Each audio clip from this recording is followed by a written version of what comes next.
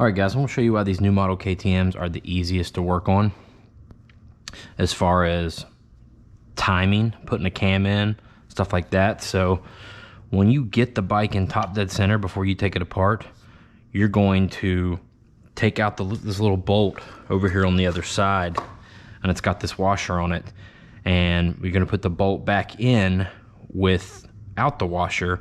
And if you have it in TDC, it will actually go all the way in. If you don't have it in TDC, it won't go all the way in, so you'll need to spin it a little bit.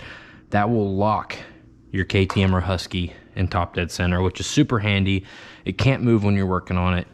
You can see there's a dot here on the top of the sprocket, and there's another dot behind it right here. So you're going to take this cam out.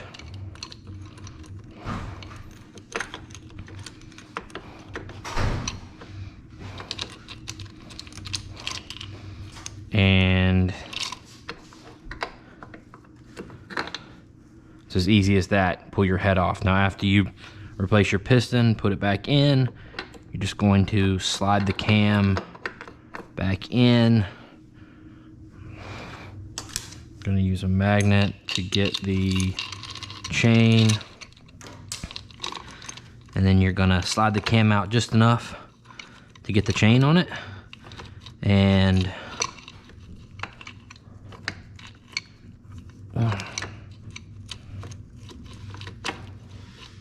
you're going to work it around to where it lines back up with that dot. So you see that dot and that dot, and it's good. Then you can put your tensioner back in, and after you do that, and you have your